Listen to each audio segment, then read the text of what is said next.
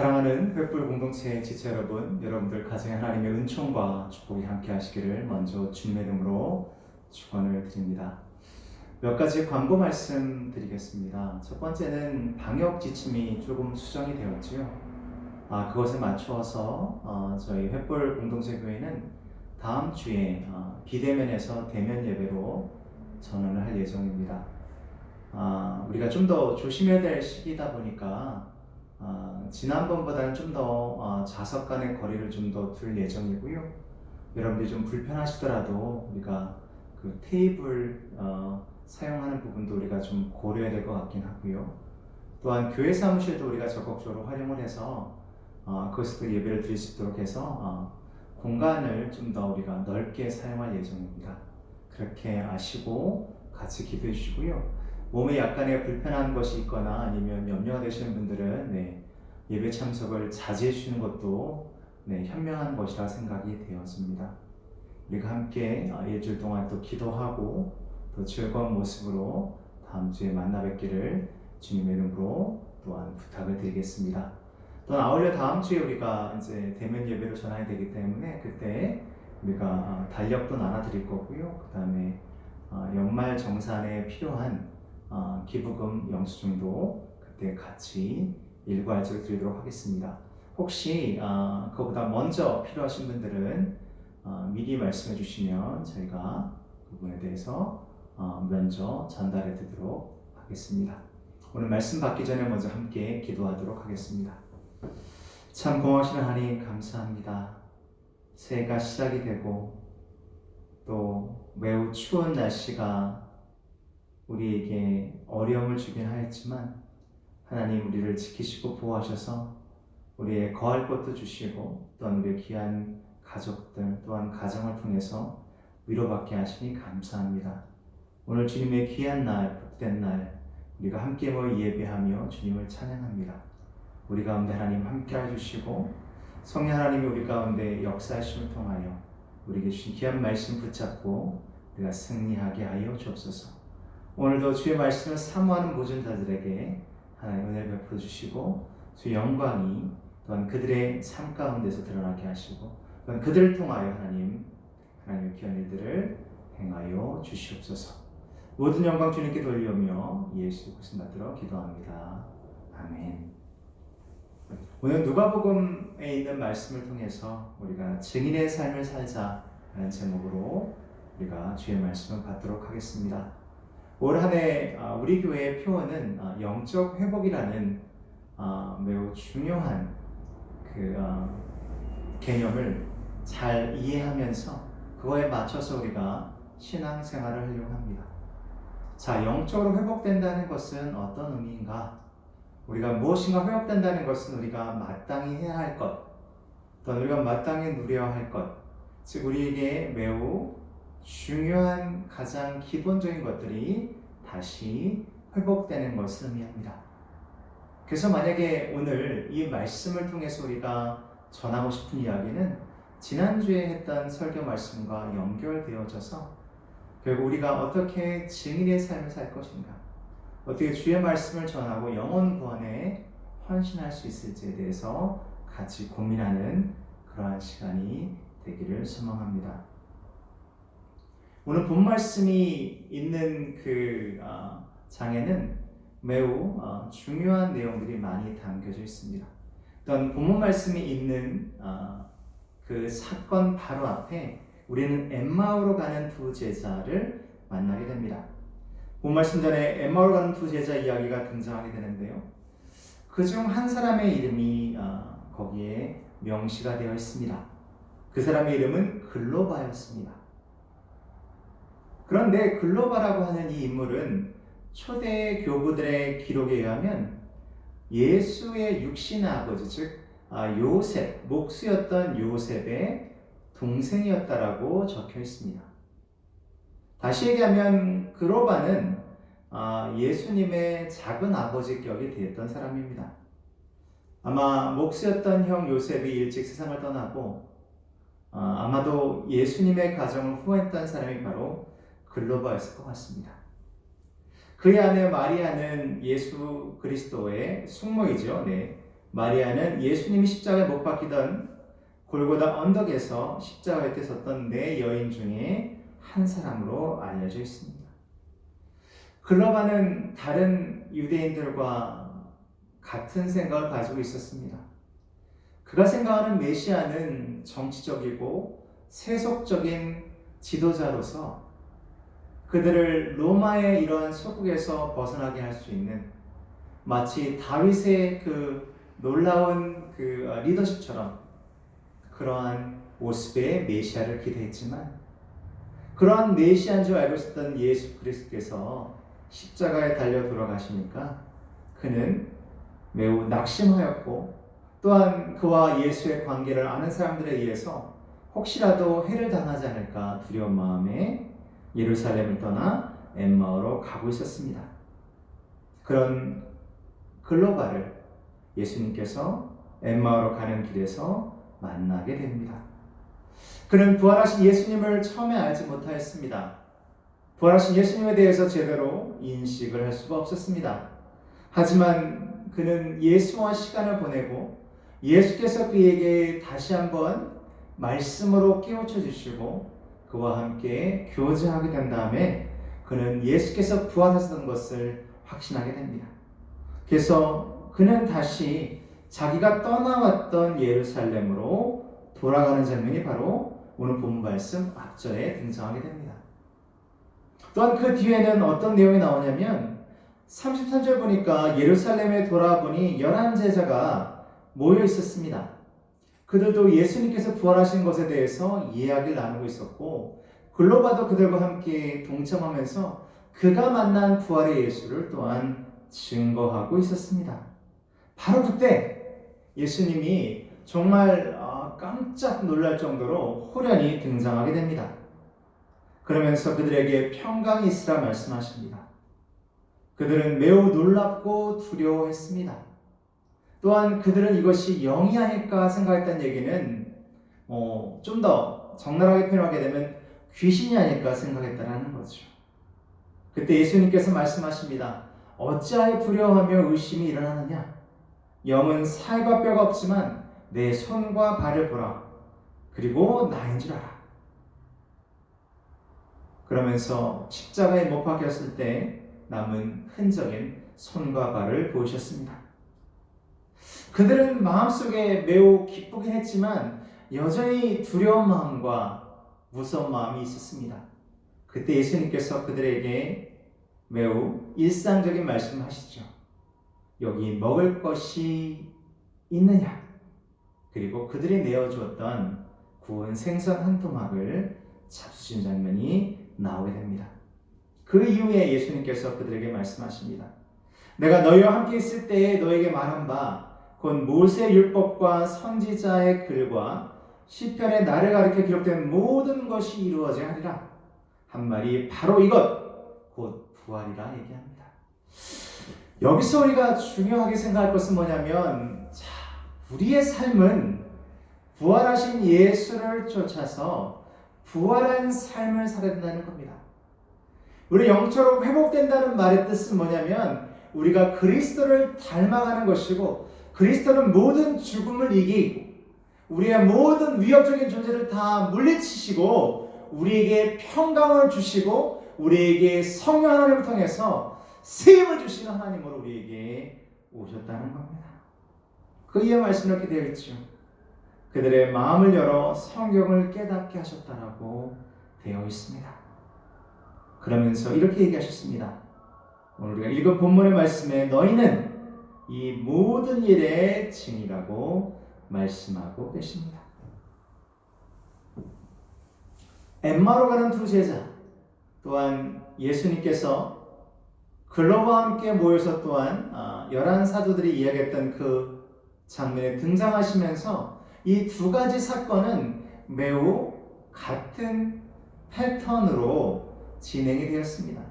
첫 번째는 예수님과의 만남이 있는 거죠. 근데 처음 만나면 양쪽 이야기 둘 다 그들은 예수님인 것을 알아채지 못하게 됩니다. 그 다음에는 설명이 이어집니다. 그래서 어떻게 부활하게 되었는지 또한 성경에 이것이 어떻게 등장하게 됐는지를 이야기해 주고 계십니다. 그 다음에는 같이 식사를 하시는 장면이 나오게 됩니다. 그리고 난 다음에 그들이 예수님 것을 깨닫게 되고 그들이 예수님을 다시 한번 섬기게 되는 겁니다. 그리고 예수님은 사라지십니다. 여러분이 만약에 영혼 구원을 하기 위해서 부활하신 예수 그리스도를 우리가 전하기 위해서 우리가 해야 될 바로 이러한 전도의 패턴은 이것일 수 있겠습니다. 처음 그들을 만나서 우리 하나님 말씀을 전해도 그들은 예수 그리스도를 알지 못합니다. 그래서 우리는 그들에게 설명을 해야 되고요. 그들과 함께, 요즘은 좀 어렵습니다만은 그들과 함께 식사의 교제를 해야 되고요. 그리고 그들에게 우리의 삶을 통해서 그리스도가 누구인지를 가르쳐 줘야 되고 그들을 또한 교회로 인도해야 될 것입니다. 본 말씀 보시게 되면 예수님께서 오늘 우리에게 하신 말씀은 예수님이 승천하기 전 우리에게 주신 마지막 당부이며 또한 우리를 세상으로 보내시는 파송의 말씀입니다. 48절 말씀 다시 보시게 되면 오늘 예수님 우리를 향하여 너희는 이 모든 일의 증인이라고 말씀하십니다. 우리 좌우 옆에 계신 분들한테 서로에게 이야기하겠습니다. 나는 주님의 증인입니다. 또 당신은 주님의 증인입니다. 아멘. 증인이 무엇일까요? 여러분 가끔 드라마 보시면 이제 법정에서 어떠한 사건을 이야기하면서 증인들이 이제 등장하게 되죠. 결국 증인이라는 것은 이 재판을 중요시 여기는 입장에서 본다 한다면 증인의 의무는 위증하지 않는 것, 거짓말하지 않는 겁니다. 그들이 경험한 사실과 아는 사실을 솔직하게 가감없이 이야기하는 것이 바로 증인하는 거죠. 오늘 우리가 이 말씀을 우리가 받는다고 한다면 예수님 우리에게 내가 너에게 가르쳐 알게 한 것, 내가 너의 삶에 함께하여서 너희로 하여금 경험하게 한 모든 것들을 거짓 없이 두려움 없이 모든 사람에게 알게 하라, 선포하라 이렇게 말씀하시는 겁니다. 첫째, 우리는 복음의 증인이 되어야 됩니다. 우리 자신이라든가 우리를 드러내는 증인이 아니라 오직 복음의 증인으로 살아야 되는 겁니다. 복음이란 기쁜 소식을 얘기하죠. 46절과 47절 말씀 보겠습니다. 또 이르시되 이같이 그리스도가 고난을 받고 제3일에 죽은 자 가운데서 살아날 것과 또 그의 이름으로 죄사함을 얻게 하는 회개가 예루살렘으로부터 시작해서 모든 족속에게 전파될 것이 기록되었으니 아멘. 이처럼 예수님이 여러분과 저를 위해서 죽으시고 십자가에 달려 돌아가시고 우리의 모든 죄값을 치르셨다는 것이 바로 복음이라는 거죠. 즉 십자가에 죽으신 예수 그리스도가 또한 단순히 죽으신 것뿐만 아니라 부활하셔서 산소망이 되시고 우리를 구원하시는 구세주가 되시고 다시 오실 재림의 주라는 것이 바로 우리에게는 참된 복음이고 기쁜 소식이라는 겁니다. 근데 문제는 뭐냐면요, 이것이 기쁜 소식으로 받아들이지 않는다는 겁니다. 우리가 증인이 되기 위해서는 이것이 나에게 기쁜 소식이 돼야 돼요. 근데 내가 기쁘지 않으면서 이 소식을 아는 사람이 아닌 이것을 모르는 사람에게 이야기하면 이 사람은 더 혼란스러워할 수밖에 없다는 겁니다. 내가 여러분에게 또한 저 자신에게 질문하고 싶은 것은 뭐냐면 과연 이 이야기가 여러분과 저에게 복음이라는 얘기죠. 여기서 복음이란 말은 내가 가장 기뻐하는 일이 바로 이것이냐는 겁니다. 그들은 예수를 보았지만 예수의 목소리를 들었지만 예수인지를 그들은 알아채리지 못했습니다. 하물며 예수와 그렇게 오랜 시간을 보냈던 제자들도 그랬는데 우리가 아직 예수를 알지 못하는 자들에게 이러한 말을 전한다고 한다면 그들은 과연 예수를 받아들일 수 있을까요? 세상 사람들은 이것에 대해서 아무런 관심이 없습니다. 그래서 이게 나랑 무슨 상관인데 라고 하는 거죠. 하지만 여러분에게 이것이 정말 기쁜 소식이라고 생각되어지고 이 복음의 말씀이 나를 살게 한다라고 생각한다면, 내 자신이 이 복음의 말씀에 감격한다고 한다면 그 이야기는 조금 다르게 보여줄 수 있을 것입니다. 근데 왜 우리는 이것이 복음이라고 생각이 되어지지 않을까요? 그것은 뭐냐면 우리가 부활의 삶을 살아감에도 불구하고 우리는 여전히 세상과 같은 방식으로 살아가기 때문에 그렇습니다. 우리가 사는 방식, 우리가 생각하는 패턴, 우리가 이해하는 것들이 다 세상적인 것에 머물러 있기 때문에 그렇습니다. 사랑하는 성도 여러분, 오늘 분명히 예수님께서는 여러분들에게 진리다라고 말씀하셨습니다.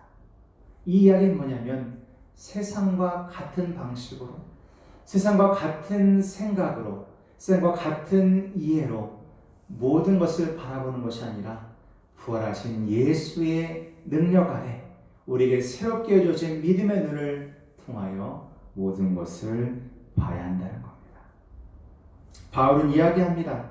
십자가의 도가 멸망하는 자들에게 미련하게 들린다. 하지만 우리에게는 이것은 힘이 된다라고 이야기를 합니다. 이 기쁜 소식은 심판하고 관련되는 거죠. 즉 이대로 살다가 생명을 마치면 저 세상에서 죄값을 치러야 되는 그 영원한 심판이 얼마나 무섭고 두려운지를 그들에게 알려야 하고, 모든 하나님의 사람들은 이 일에 하나님을 온전히 전하기 위해서 그들에게도 구원의 아름다운 손길이, 복음의 소식이 전달될 수 있도록 우리 자신을 그 일에 열심을 다해서 동참해야 될 줄로 믿습니다.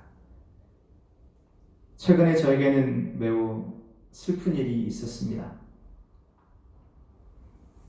제가 너무나도 좋아하고 또한 존경하고 또한 아끼고 또한 늘 기도의 동역자라고 생각했던, 저한테는 제자가 되는데요. 한 전사님께서 하나님의 부르심을 받으셨습니다. 11월 말쯤 갑자기 몸이 좀 안 좋다라고 저한테 연락이 왔고요. 그래서 제가 수업은 신경 쓰지 마시고 전사님 몸을 건강을 잘 챙기십시오라고 얘기했는데, 그 12월 중순에 연락이 왔습니다. 기도를 부탁했고요. 기도의 제목이 뭐였냐면 직장암 4기여서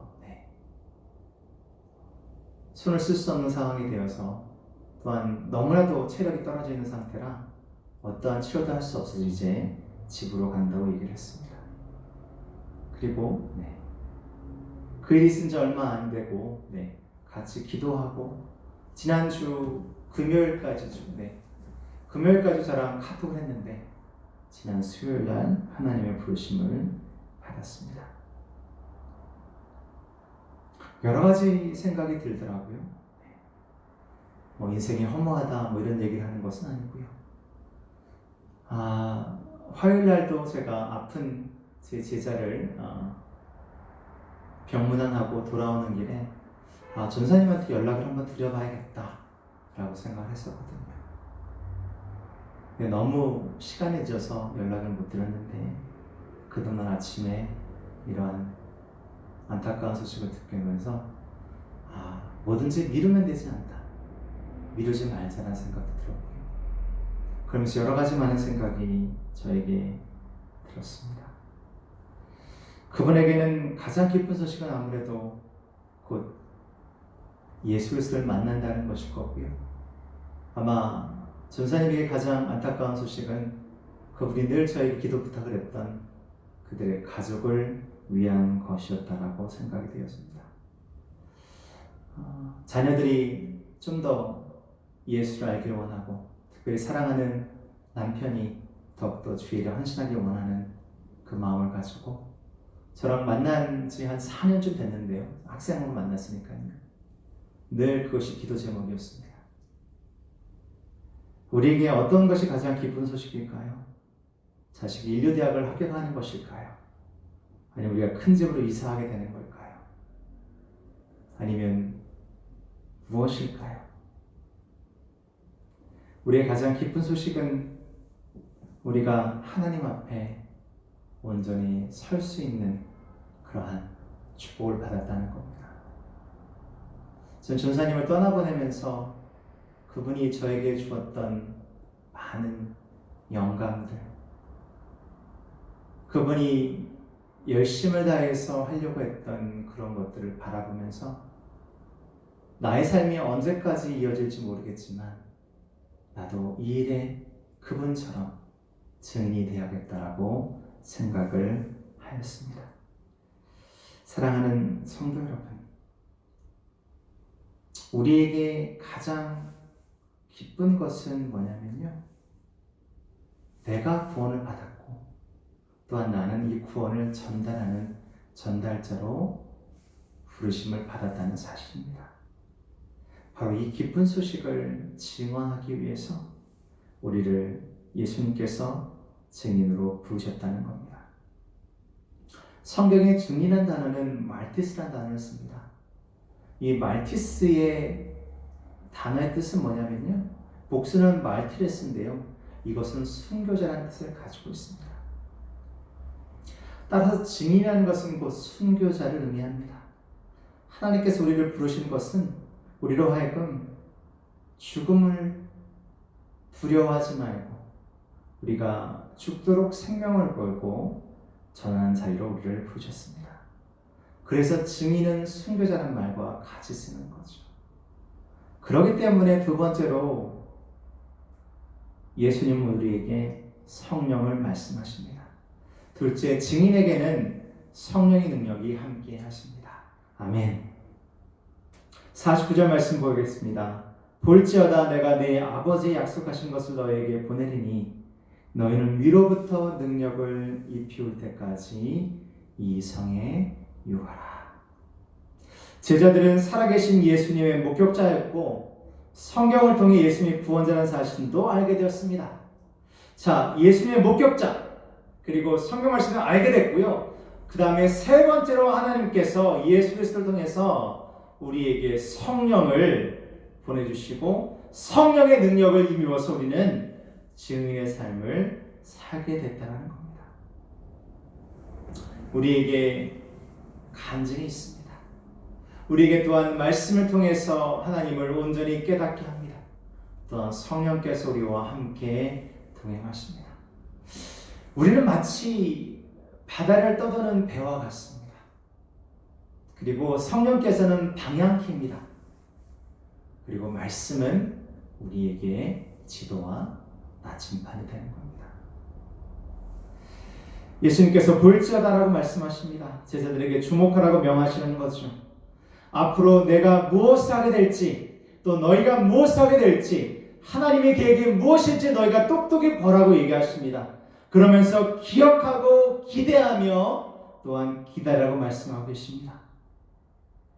그러면서 요한복음 14장 10절 말씀에 내가 아버지께 구하겠으니 그가 또 다른 보혜사를 너에게 주사 영원토록 너희와 함께 있게 하리니 라고 말씀하시고, 또한 21절 말씀에 보혜사 곧 아버지께서 내 이름으로 보내실 성령 그가 너에게 모든 것을 가르치시고 내가 너에게 말한 모든 것을 생각나게 하리라 이렇게 말씀하십니다. 또한 요한복음 15장 20절 말씀에 내가 아버지께로부터 너에게 보낼 보혜사 곧 아버지께로부터 나오시는 진리의 성령이 오실 때에 그가 나를 증언하실 것이요. 아멘. 자, 우리는 우리의 힘으로 하는 것이 아닙니다. 성령께서 그리스도가 우리에게 주신 말씀을 기억나게 하시고 그 일을 행하게 하신다는 겁니다. 우리가 증인이 된다는 것은 무엇이냐면 아무것도 염려하지 않고 하나님의 말씀을 마치 정직한 증인처럼 열심히 그것을 이야기하는 겁니다. 마가복음 13장 11절 말씀에 사람들이 너희를 끌어다가 넘겨줄 때에 무슨 말을 할까 미리 염려하지 말고 무엇이든지 그때에 너에게 주시는 그 말을 하라. 말한 이는 너희가 아니요 성령이라고 말씀하고 계십니다. 여러분이 영혼 구원을 위해서 전도를 위해서 누군가에게 말씀을 전할 때 두려워하지 마십시오. 겁내지 마십시오. 여러분이 말씀하시는 것이 아니라 여러분께서 말씀할 때 성령께서 여러분의 입술에 입에 그 말씀을 주심을 통해 그 입술에 주신 말씀을 우리가 전한다는 겁니다. 인간의 지혜가 아닙니다. 인간의 능력이 아닙니다. 이것은 오직 성령께서 우리와 함께 하실 때 그것이 가능하다라고 이야기하는 겁니다. 우리의 삶은 거룩한 삶이라는 것은, 이 거룩함이라는 것은 결국은 우리가 얼마만큼 하나님을 사랑하느냐에 있습니다. 사랑이란 말은 또한 우리에게 신뢰를 이야기할 수 있겠죠. 예수님께서 제자들을 만나서 너는 나를 보고 지금 내 몫을 들으면서도 나를 알지 못하느냐? 왜 두려워하고 의심이 생기냐 말씀하시거든요.